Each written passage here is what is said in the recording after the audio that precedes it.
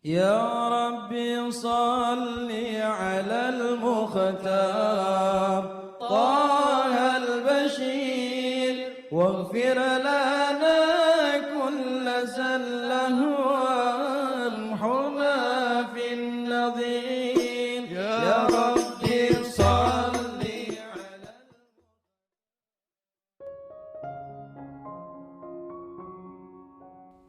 Bismillahirrahmanirrahim. Alhamdulillahirabbil alamin.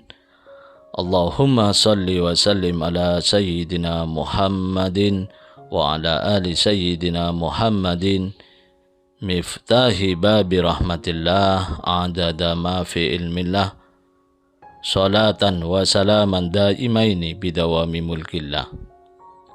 Assalamualaikum warahmatullahi wabarakatuh.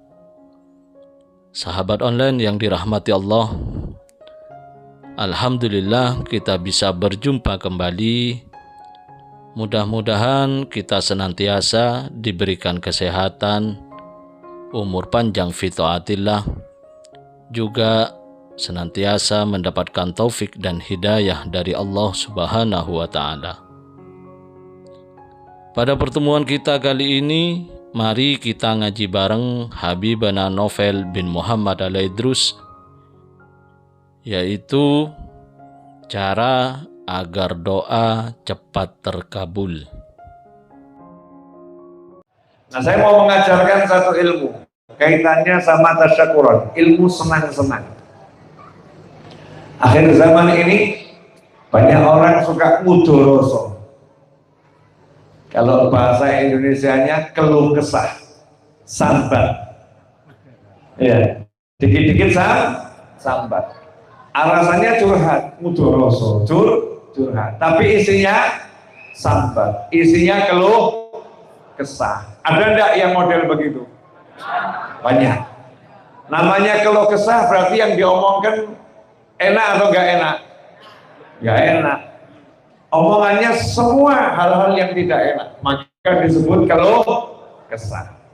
Itu sudah menjadi satu ilmu yang gak enak. Kalau disebut akan mendatangkan yang gak enak. Gak enak disebut gak enak, disebut gak enak, disebut gak enak. Nanti yang datang yang gak enak, yang gak enak, yang gak enak, yang gak enak. Makanya orang yang hidupnya sambat, hidupnya keluh kesah, ngomongkan yang gak enak, pada umumnya hasilnya hidupnya nggak berubah, nggak enak terus. Betul. Ya, rata-rata orang yang hidupnya itu ngomongin nggak enak, hasilnya hidupnya nggak enak, hidupnya susah, hidupnya nggak menyenangkan. Kenapa? Karena janji Allah nggak mungkin salah, janji Allah nggak mungkin salah. La in syakartum la azidannakum wa la in kafartum inna azabi lasyadid. Kalau kalian kufur terhadap nikmatnya Allah Ta'ala, maka sungguh azabi lasyadid, siksaku itu sangat pedih. Ya, salah satunya bentuk siksa adalah tidak bisa merasa nikmat, tidak bisa merasakan nikmat. Al-hijab azab, al-hijab azab. Orang yang nggak bisa melihat nikmatnya Allah, di antara bentuk hijab adalah punya tapi nggak merasa punya, punya tapi nggak merasa punya. Contoh, punya anak, nikmat atau nggak nikmat? Nikmat. Tapi sekian puluh tahun punya anak, serasa nggak punya anak. Gak bisa guyon sama anaknya, gak bisa main-main sama anaknya, lihat anaknya gak bisa senang, anaknya gak dianggap suatu nikmat, anaknya gak dianggap anugerah. Ini namanya lagi ditutup dari nikmat punya anak, berarti lagi disiksa. Al-hijab azab, tertutup dari bisa melihat nikmat, itu namanya azab. Na'udzubillah min dzalik. Sementara ada orang yang dia itu menghabiskan uang bukan cuma jutaan, bukan cuma puluhan juta, ratusan juta, hanya pengen bisa punya anak. Pengen punya anak, habiskan ratusan juta. Kalau ada orang punya anak 3, punya anak 4, bukan disyukuri, tambah sabar terus, keluh kesah terus, anak kok, selalu berkeluh kesah, sehingga dia tidak bisa merasakan nikmatnya punya anak. Na'udzubillah min dzalik. Ada pula orang yang punya rumah, ngontrak, ya punya rumahnya ngontrak sewa, dia tidak bisa merasakan punya rumah, ya nggak bisa merasakan punya rumah, sehingga setiap kali pulang ke rumah rasanya di rumah nggak enak, kalau keluar rumah dia baru merasa enak. Di rumah nggak pernah bisa betah, di rumah nggak pernah bisa nyaman, di rumah nggak pernah bisa enak. Kenapa? Karena tidak mensyukuri punya rumah. Itu kalau udah nggak syukur sama Allah, diazab, disiksa. Yang disiksa di dunia ini dulu, peringatan. Ya kalau sadar nanti insya Allah selamat. Kalau nggak sadar lanjut kubur. Kalau udah lanjut kubur biasanya bablas. Ya, to be continued, bersambung gitu. Dari kubur, kebangkitan, mahsyar, hisabnya ruwet, masuknya neraka. Na'udzubillah min dzalik. Gara-gara apa? Tidak bisa mensyukuri atau tidak bisa merasakan dirinya dalam nikmat.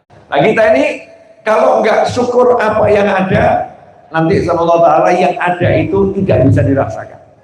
Itu mengerikan itu. Ada orang punya motor, nikmat nggak punya motor? Nikmat. Tapi ada orang punya motor itu selalu berkeluh kesah. Motor kok kayak gini, motor kok kayak gini, motor kok kayak gini. Nanti itu nikmat motornya dicabut sama Allah Ta'ala, sehingga dia tidak pernah merasa enak selama naik motor. Kenapa begitu? Dikasih motor nggak pernah disyukuri. Sementara yang jalan kaki nikmat saja, alhamdulillah, pelaku sikil jalan kaki, dia merasakan nikmat. Sementara yang satu naik motor nggak pernah merasa nikmat. Kenapa begitu? Karena dia tidak syukur. Jadi intinya begini, kalau ada nikmat nggak disyukuri, nanti nikmat yang lain ditutup. Nikmat yang lain ditutup. Akhirnya yang dilihat hanya yang nggak enak. Kalau syukur itu yang nomor satu, ya. Kalau syukur nomor satu, maka itu jalan untuk mendapat nikmat. Yang kedua, kalau syukur itu jalan untuk menjaga nikmat. Yang ketiga, kalau syukur itu jalan untuk nambah nikmat. Minimal 3 hal itu. Orang kalau syukur dapat nikmat, dijaga nikmat, ditambah nikmat. Itu kalau syukur. Tapi saya nggak akan bahas itu panjang lebar. Saya mau bahas satu hal saja.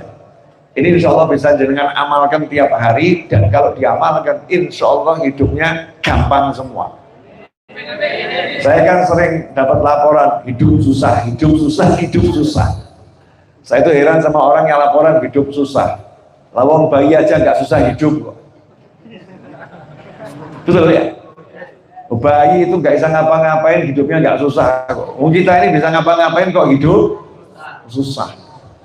Waktu kecil tuh kita keluar dari perut ibu kita itu ya keluarnya santai-santai saja. Betul kan?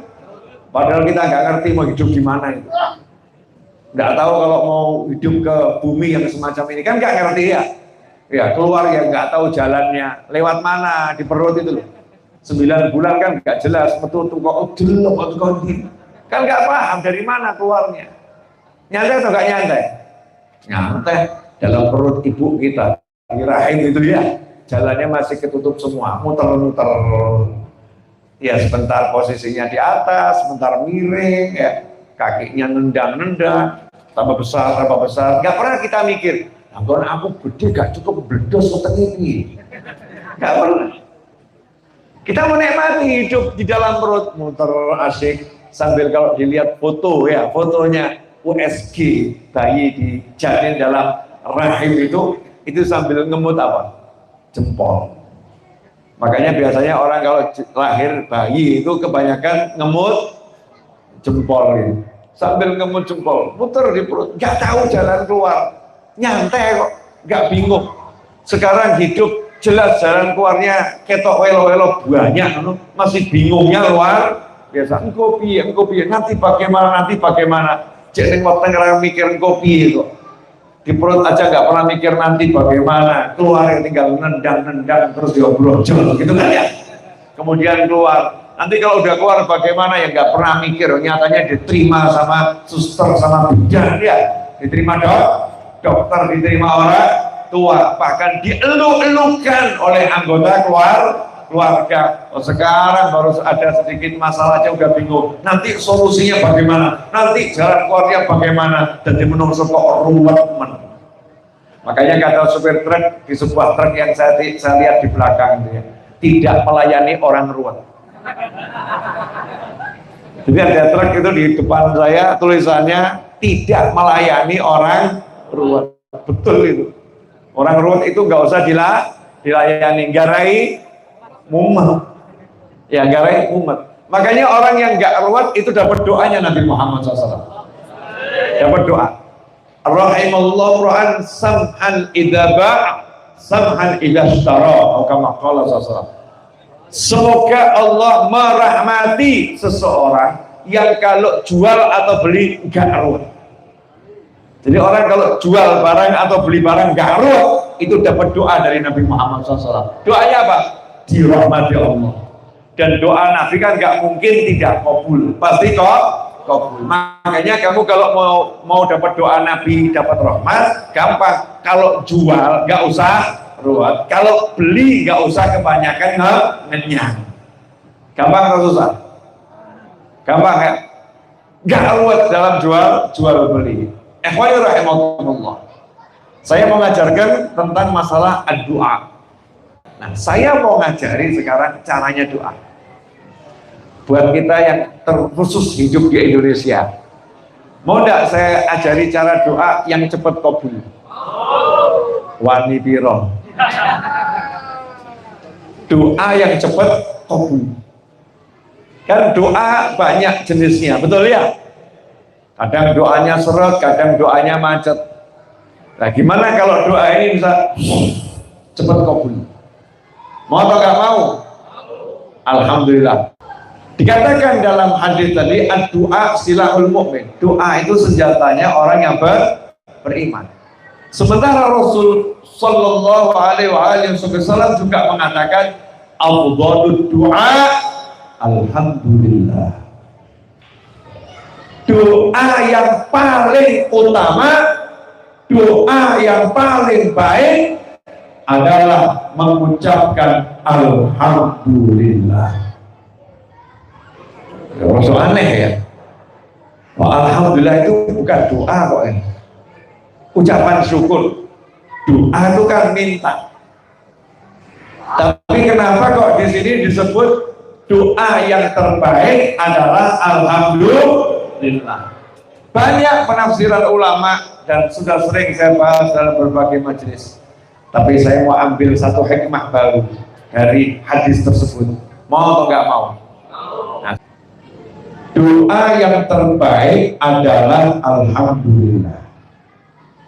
Berarti di antara hikmahnya, doa yang terbaik adalah doa yang dipanjatkan dengan hati yang berbahagia. Namanya doa terbaik alhamdulillah. Masa ada alhamdulillah dalam keadaan nangis? Alhamdulillah motorku hilang ya Allah. Alhamdulillah itu syukur. Ya syukur harus senang. Makanya orang kalau mau doanya kabul, doanya terwujud dengan cepat, doanya itu lebih dari yang diharapkan dapatnya, syarat nomor satu, doanya dengan hati senang. Karena itu Habib Ali bin Muhammad bin Husain Al-Habsyi rahimahullah yang barusan hari Sabtu kemarin dan hari Ahad kemarin kita bareng-bareng haulnya salah satunya di Kota Solo Ya, salah satunya di kota Solo, selain di Sewon Hadramut sana, hall di Solo yang dihadiri lebih dari 1 juta orang. Bagaimana penjelasan Habib Ali Habsyi rahimahullah tentang doa yang terbaik? Beliau mengatakan, aku merasakan doa yang dipanjatkan dengan hati yang senang itu lebih utama daripada doa yang dipanjatkan dengan hati yang sedih.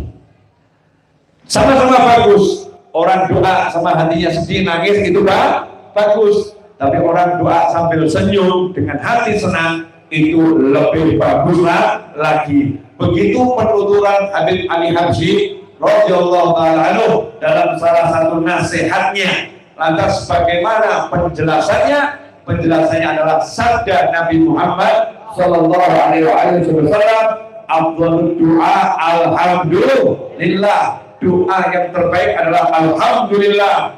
Untuk alhamdulillah harus mengingat nikmat, hatinya harus senang. Karena itu diantara hikmahnya adalah doa yang terbaik, doa yang dipanjatkan dengan hati yang senang dan bahagia. Contoh, saya kasih contoh biar paham. Boleh? Ada orang dikasih uang sama ayahnya, 2 anak. Yang satu dikasih uang 100.000, yang satu dikasih uang 100.000. Sama-sama 100.000. Yang satu ditanya, nah bagaimana uang 100.000? Dengan sedih dia menjawab, ayah, uang ini cuma bisa aku buat beli ini dan ini ayah, gak bisa buat beli itu. Tolong ayah, beri aku tambahan uang biar bisa beli itu. Sama sedih. Didengarnya enak atau gak enak? Gak enak. Yang satu ditanya, bagaimana uang 100.000? Dengan senyum dia berkata, ayah, alhamdulillah berkat 100.000 ini saya bisa beli ini, saya bisa beli ini, saya bisa beli ini, saya bisa beli ini, saya bisa beli ini. Sama senang dia ngomongnya. Dia ceritakan 100.000 ini untuk apa saja. Terus dia closingnya, tutupnya dengan kalimat, kalau ditambah bisa beli lebih banyak lagi ayah. Saya mau nanya, ini didengar enak yang mana? Didengar enak yang mana? Didengar enak yang mana? Seorang suami dipijatin sama istrinya, istrinya pijetin. Ya, dipijetin sama istrinya. Kemudian istrinya ngomong begini, gimana pijetannya, enak enggak? Dijawab, orang kroso. Orang kroso, enggak terasa. Saya mau nanya, yang pijetin sebel atau enggak sebel? Sebel atau enggak sebel? Sebel. Yang satu dipijetin sama istrinya, ditanya, gimana pijetannya? Jawabannya, kalau lebih lama lebih menyenangkan. Itu sama-sama gak kerasa aslinya. Yang satu gak terasa, yang kedua gak terasa. Cuman yang satu kalimatnya keluh kesah, yang satu kalimatnya syukur. Kalau lebih lama, wah lebih asik ini, sama seneng ngomongnya. Istrinya masih, oh iya tak tambah gitu kan ya. Walaupun sama rodok pegel, tapi ditambah. Kenapa? Karena ngomongnya dengan hati yang senang. Nah, sekarang saya lagi butuh duit nih. Al-Habib Novel bin Muhammad Ali Idrus. Februari nanti harus melunaskan hutang pembelian tanah masih kurang 4 miliar rupiah, dan hutang untuk pembangunannya sampai hari ini lebih dari 300 juta. Butuh duit kan saya ya. Gimana caranya biar kabul? Ini praktek sekalian.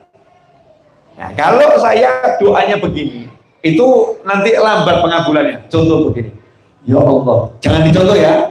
Nah, ini yang bukan utama. Nanti saya contohkan yang utama, yang nggak utama dulu.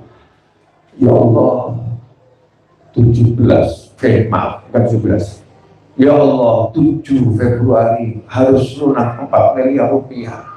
Dari mana aku dapatkan semua itu ya Allah? Sementara uang yang kau berikan baru masuk, belum sempat parkir, udah hilang.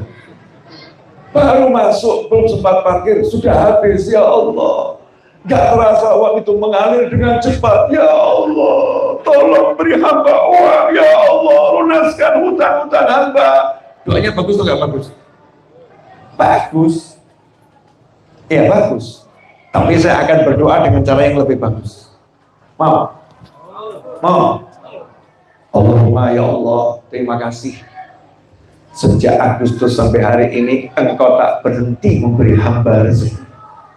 Engkau tak berhenti memberi hamba rezeki, rupiah demi rupiah. Alhamdulillah, bisa jadi semen, bisa jadi cat, bisa jadi bata, bisa jadi gaji untuk para tukang, sehingga pekerjaan gak berhenti pagi, siang, sore, malam. Ya Allah, alhamdulillah ya Rabb, nikmat sekali rezeki datang dengan mudah. Hamba yakin Engkau pasti akan nambahin lagi. Enak atau gak enak? Enak atau gak enak? Enak atau gak enak? Ya, pilih mana kamu dengernya? Yang tadi atau yang barusan? Kalau yang barusan nggak ngeluh, betul? Kalau yang pertama ngeluh. Nah sekarang orang hidup itu kalau doa kebanyakan ngeluh atau nggak ngeluh? Padahal doa yang terbaik ngeluh atau syukur. Makanya susah hidupnya. Allahumma urip kok koyo ngene. Ada yang model begini. Allahumma gaji gak muda-muda. Allahumma pangkat gak naik-naik. Allahumma. Itu namanya doa sambat, keluh kesah. Bukan gak boleh, tapi ini bukan yang the best, bukan yang terbaik. Doa yang terbaik adalah doa syukur. Allahumma ya Allah, alhamdulillah, hamba Engkau beri pekerjaan, hamba bersyukur, terima kasih ya Allah, berkat pekerjaan ini hamba dapat rezeki yang halal. Hamba yakin Engkau akan beri hamba rezeki yang lebih besar lagi. Kalimat begitu tuh didengar enak, ya didengar enak. Itu caranya doa. Makanya mulai malam hari ini hapus doa-doa sambat itu, doa-doa menampakkan susah itu ya, doa-doa menampakkan sedih-sedih ya, kecuali kalau kita minta penghapusan dosa. Kalau urusan dunia jangan keluh kesah, jangan sambat, doanya sama nyantai sama ngakak gitu. Allahumma ya Allah gitu, rayu Allahnya. Allahumma yang kemarin banyak ya Allah, sekarang kasih lebih banyak lagi ya Allah. Malaikat dengarnya juga senang, ini mintanya sama senang, syukur. Nah, jadi Allah la in syakartum la azidannakum. Kalau kalian syukur pasti aku tambah. Makanya doa model syukur ini harus diajarkan. Karena kita kebanyakan nonton drama dan sinetron. Isi doanya keluh kesah. Sampai kapan hamba akan terzalimi ya Allah? Ada enggak model begitu? Sampai kapan suami hamba memperlakukan hamba semacam ini ya Allah? Ada enggak model begitu? Ini namanya doa orang latihan sabar. Doa orang latihan sabar. Enak doa latihan syukur. Ada satu orang datang ke rumah saya, ibu-ibu, Habib, doakan saya udah 2 kali menikah tapi saya gagal. Doakan yang ketiga tidak gagal lagi. Saya jawab, alhamdulillah kamu tidak gagal. Saya itu 2 kali rumah tangga saya kandas, Habib. Alhamdulillah untuk hal itu.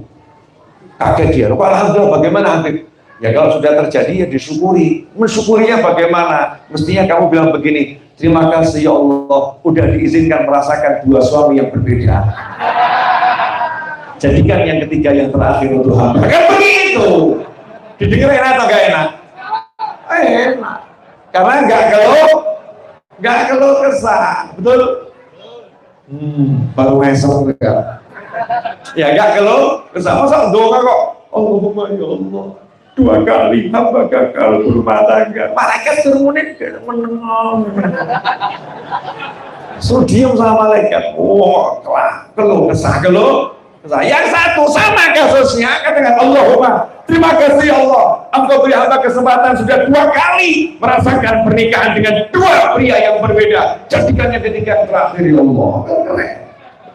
Namanya doanya dengan syukur, tidak mengeluhkan takdirnya Allah Subhanahu wa ta'ala. Sakit ngaten? Ya insya Allah dapatnya senang terus kalau begitu. Tidak ada jurus susah, tidak ada jurus susah. Misal motornya dilihat orang jelek, Alhamdulillah, berkat motor ini ya Allah, hamba bisa menempuh puluhan kilo. Ya Allah, Alhamdulillah. Ini kalau yang lebih baru ya Allah, ratusan kilo. Enak atau gak enak itu? Enak. Itu namanya ngerayu. Malaikatnya pengekak, pinter. Ketawa malaikatnya, pinter. Spiritnya itu syukur. Semangatnya syukur. Merubah redaksi doa, merubah posisi hati ketika berdoa, menjadikan kelas kita berbeda yang ada pada Allah Ta'ala.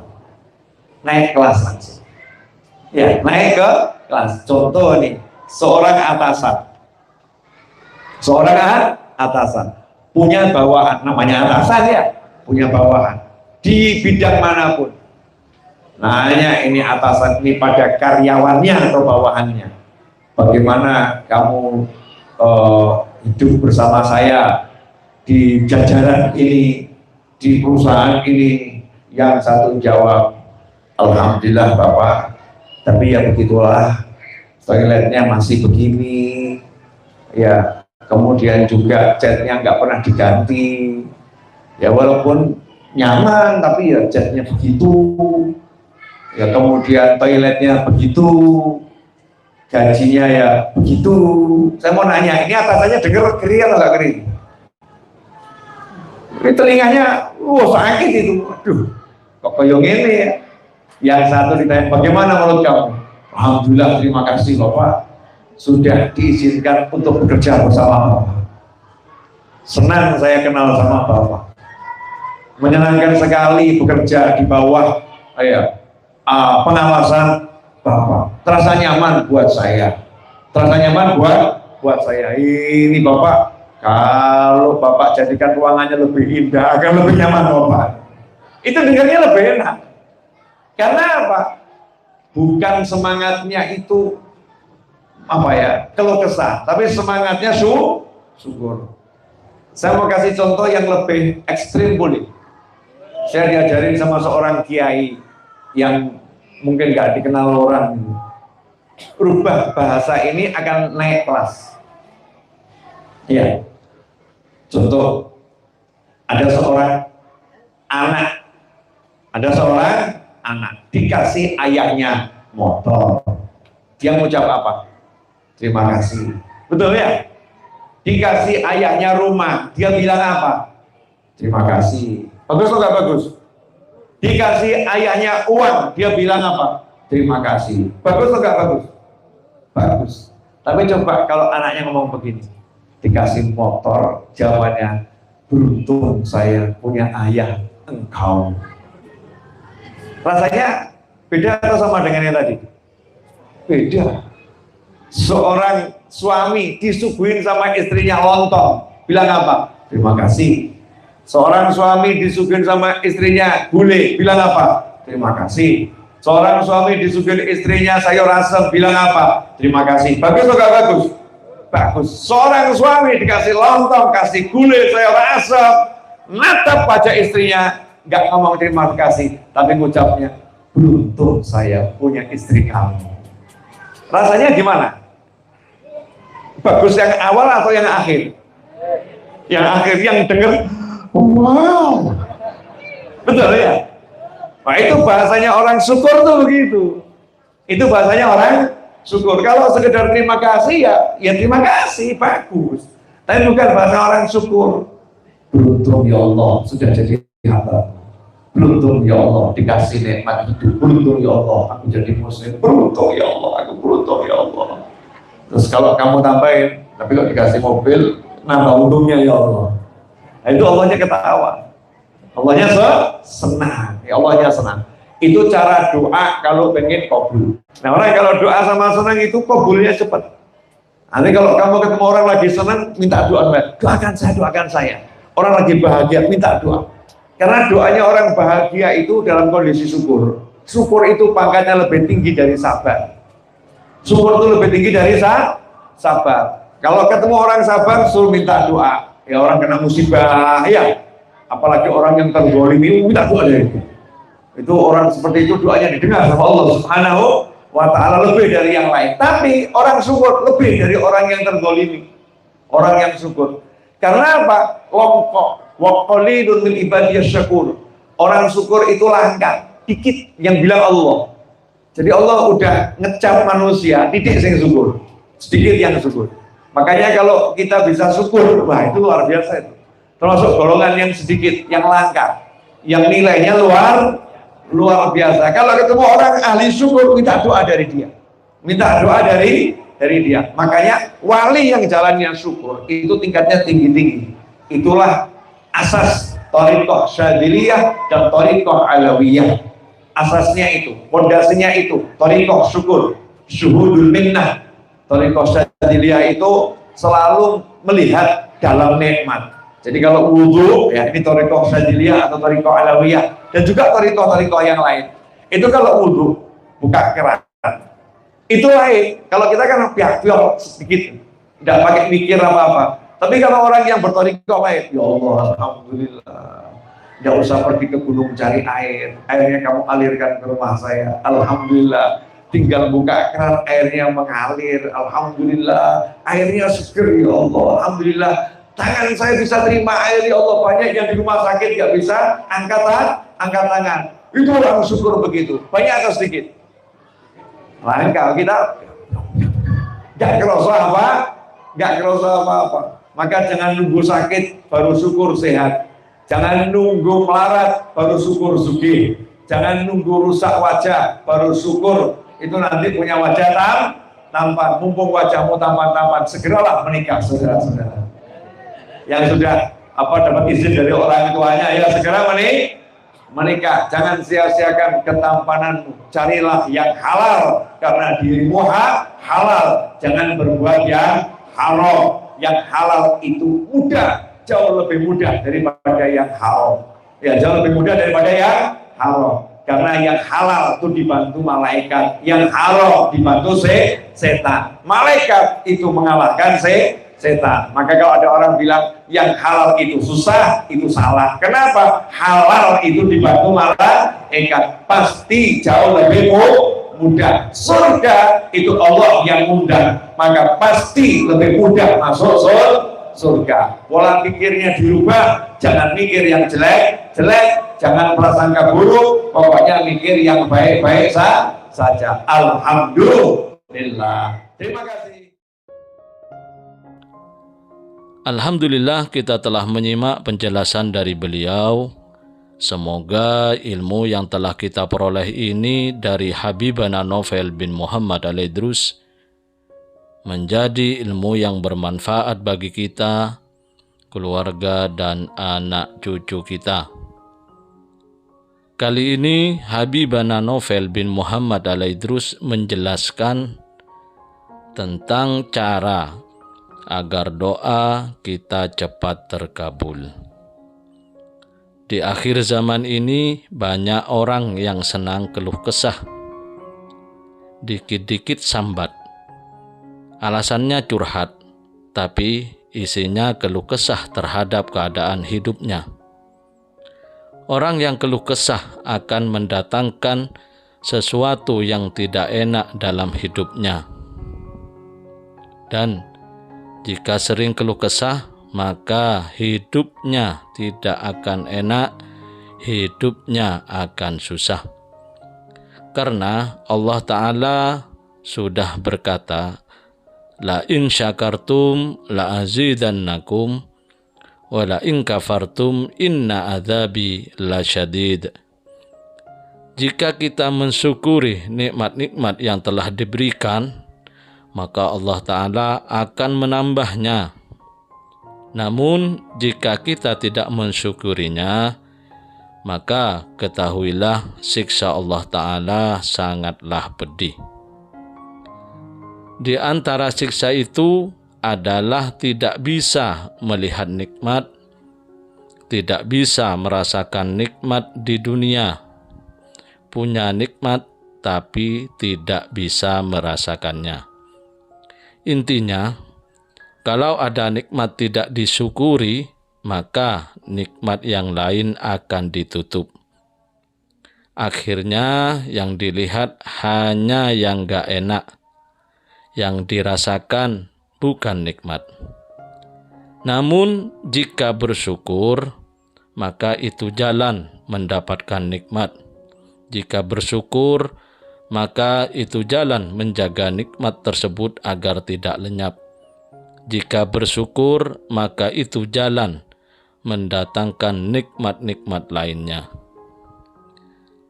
Dan Habibana Novel bin Muhammad Al-Idrus juga memberikan sebuah ilmu. Jika diamalkan, maka hidupmu menjadi mudah, yaitu jangan berbuat ruwet. Rasulullah Shallallahu Alaihi Wasallam bersabda, "Rahimallah rajulan samhan idza ba'a wa idza ishtara wa idza iqtada." Semoga Allah merahmati orang yang memudahkan ketika menjual, ketika membeli, dan ketika meminta haknya. Habibana Novel bin Muhammad Al-Idrus juga memberikan kita cara agar doa kita cepat terkabul. Rasulullah Shallallahu Alaihi Wasallam bersabda, doa yang terbaik adalah Alhamdulillah. Mengambil dari sabda Rasulullah Shallallahu Alaihi Wasallam ini, bahwa doa yang terbaik dan cepat dikabul adalah doa yang dipanjatkan dengan hati yang bahagia. Al-Habib Ali bin Muhammad Al-Habsyi mengatakan, doa yang dipanjatkan dengan hati yang bahagia itu lebih utama daripada doa yang dipanjatkan dengan hati yang sedih.